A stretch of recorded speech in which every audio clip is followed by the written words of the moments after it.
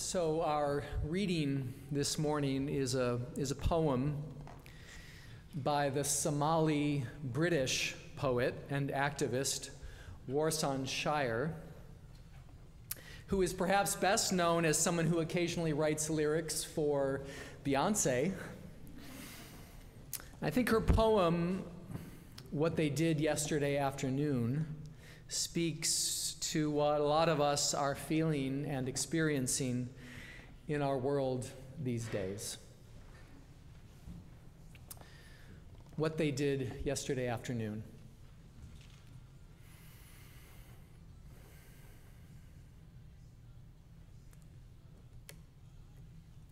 What they did yesterday afternoon is they set my aunt's house on fire. I cried the way women on TV do, falling at the middle like a 5-pound note. I called the boy who used to love me, tried to okay my voice. I said, "Hello?" He said, "Warsan, what's wrong? What happened?" I've been praying, and these are what my prayers look like. Dear God, I come from 2 countries. One is thirsty, the other is on fire. Both need water. Later that night, I held an atlas in my lap and ran my fingers across the whole world and whispered, "Where does it hurt?" It answered, everywhere. Everywhere.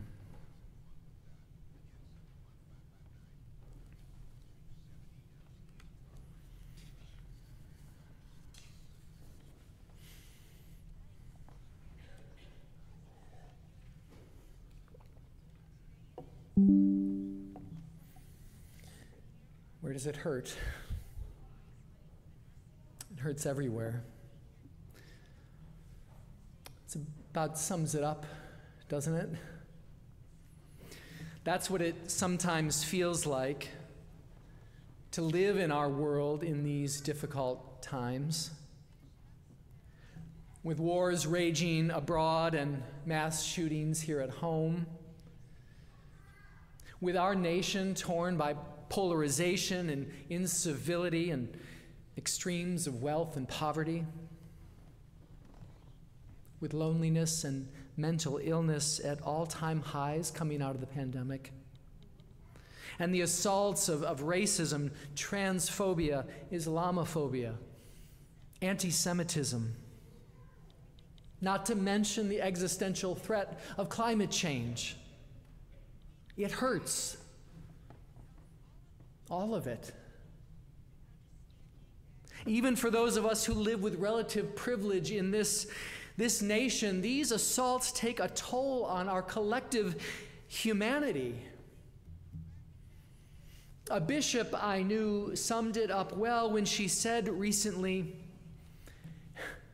"It's hard to be human these days." It is hard to be human these days.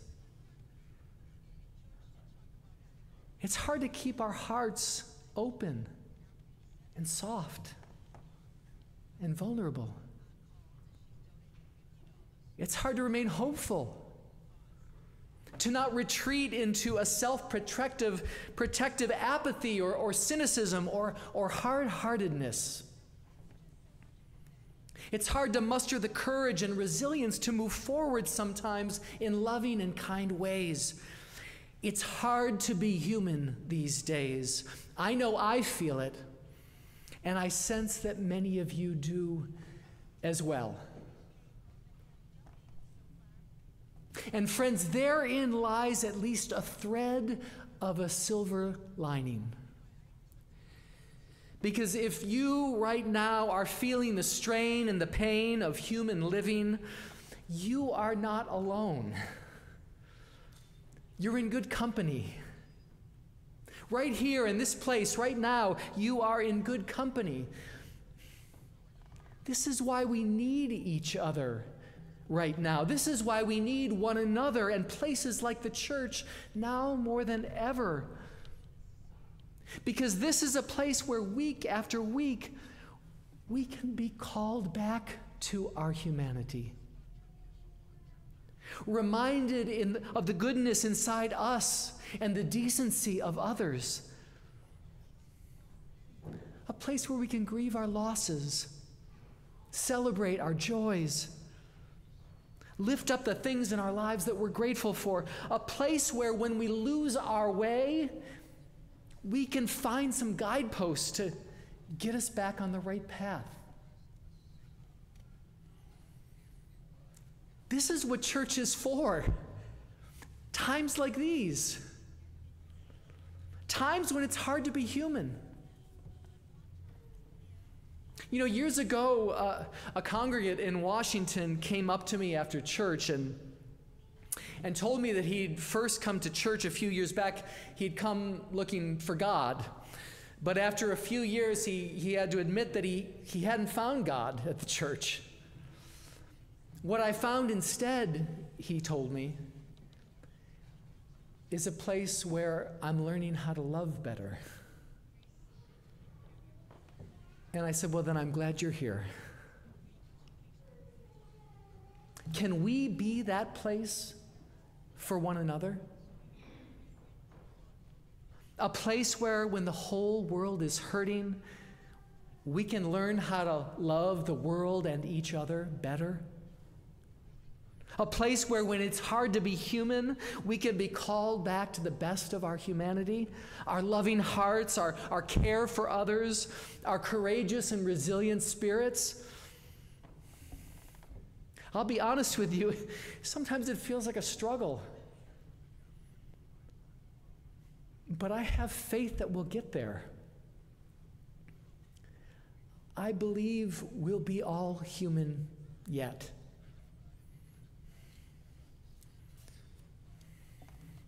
All human yet, that's a phrase I borrowed from one of our Unitarian ancestors. You know, I discovered a while back that when the going gets tough, we can sometimes learn from the struggles of those who've come before us and how their faith got them through a difficult time. And lately, I've been coming back to the story of a 19th century Cambridge Unitarian named Margaret Fuller. Maybe you've heard of Fuller. She was a noted author and journalist and champion of women's rights. She was well known for creating spaces where women could gather in the 19th century to support one another and learn from their shared experience. Today, she's considered a pioneer of American feminism. But there was a time in her life before all those achievements when she was finding it hard to be human. She grew up with a father who was emotionally abusive, a mother who suffered from pretty severe mental illness. So she didn't receive the kind of upbringing that a kid deserves and needs. Despite this, Fuller was a brilliant autodidact who was smarter and better read than many of the young men studying nearby at Harvard, an institution that, of course, she couldn't attend. As she came of age, Fuller began to feel the constraints of a culture that didn't recognize or make space for a woman of her gifts and intelligence. She wrote in her journal, "I felt within myself great power and generosity and tenderness, but it seemed to me as if they were all unrecognized, and that it was impossible that they could be used in life." Her fears about her future came to a head one Thanksgiving day in Cambridge. Fuller was sitting in a box pew between her father and mother. The congregation was singing psalms of thanksgiving and gratitude for Thanksgiving Day, but she was feeling none of it. She felt suffocated. She wrote, "I was in haste for the service to be over that I might get into the free air." I'm sure none of you have ever felt that in church on Sunday mornings, right? So as soon as the benediction was spoken, Fuller fled the church and walked for hours around Cambridge as fast as her legs would take her, which is what she would do when she couldn't bear the weight of her feelings. She'd walk them out. Have you ever done that? I do that sometimes. I call it rage walking. Rage walking. You know, sometimes you walk for like peace and solitude. Sometimes you walk because you're angry and you need to get it out. So that's what she did. And finally, when she could walk no longer, she paused to rest by a stream. And maybe it was her exhaustion. Maybe it was the solace she felt in nature. But beside that stream, she had a profound spiritual experience. She felt herself connected with the whole web of life. She felt God's presence with her. And she received what felt to her like a revelation that came as a prayer on her lips. I shall be all human yet, she said. I shall be all human yet. What a rare and beautiful prayer that is. I think what she was saying was, I'm not going to be limited by the way my parents treated me, by how they made me feel about myself. I shall be all human yet. And I'm not going to be held back by what society thinks I'm supposed to be or do as a woman. I'll blaze my own trail. I shall be all human yet. And I think maybe she even meant that this self that I'm used to thinking of as me, this ego, this small self, is a part of something much larger and interconnected. And I want to be part of that too. I shall be all human yet. It's a vow that she makes to herself and to her God. A vow made possible by her Unitarian faith that had taught her that she could trust her in her own inherent worth and dignity and potential, right? For me, her prayer is one of the most beautiful and quintessential Unitarian prayers. The desire to be fully human, fully alive. I shall be all human yet.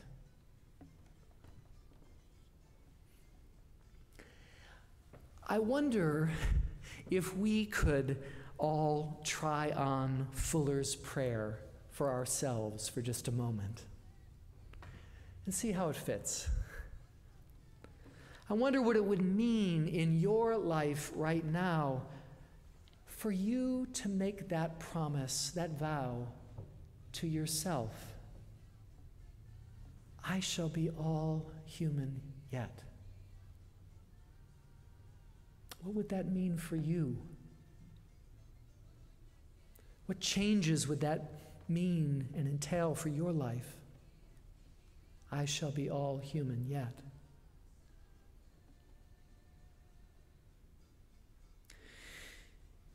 As for me, I've found myself returning to Fuller's prayer often lately.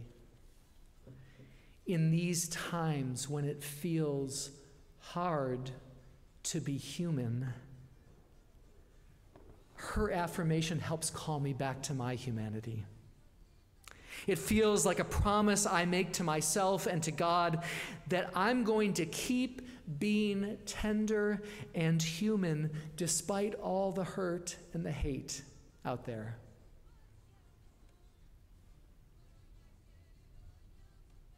It reminds me of something a yoga teacher once said to us when we were doing our poses. She'd say, soft face, soft belly, soft heart. I'm trying to just be soft these days, open, vulnerable, resilient.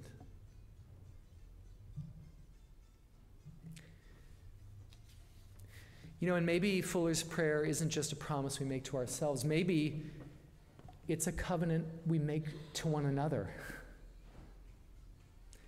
In these difficult times when it's hard to be human, Maybe it's a promise we make that though the pandemic may have cut us off from some of the communities and relationships that sustained us, well, we won't settle for loneliness and isolation. We'll be all human yet. Though incivility and mean-spiritedness swirl all around us, we refuse to let the hate turn us into haters. We'll be all human yet. And though our world keeps serving up apocalyptic nightmares, a great conflagration in the Middle East, carnage in our schools and shopping malls, we refuse to let despair have the last word. We shall be all human yet.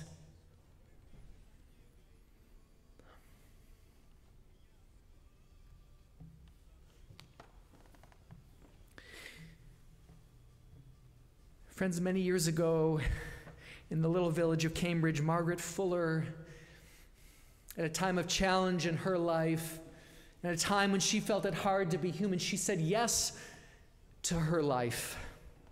Yes to life itself. And in a moment, we will have an opportunity to join with her in that affirmation. The verse in our closing hymn says, "Just as long as I have breath, I must answer yes to life.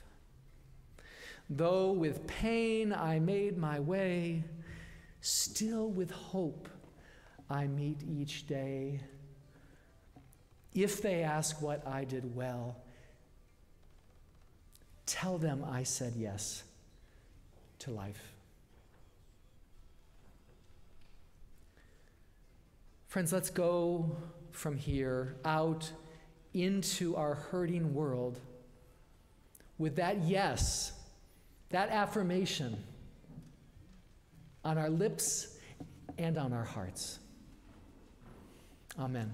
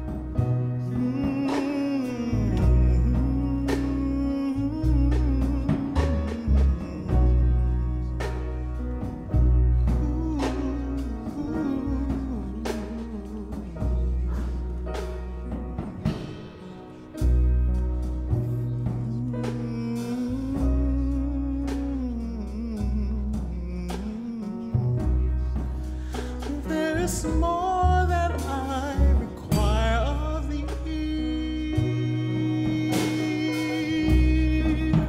There is more that I require of thee.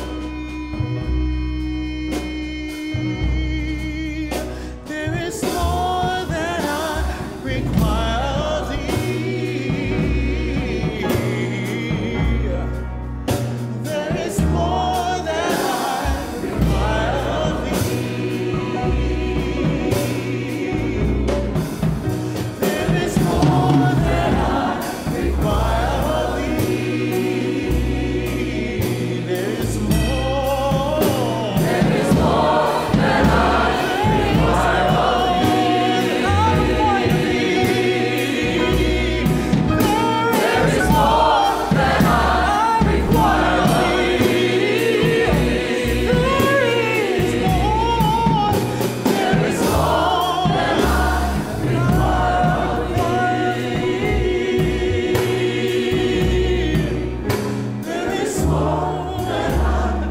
require of thee. There is more. There is more that I require of thee. There is more that I require of thee. There is more that I require of thee. There is more. There is more that I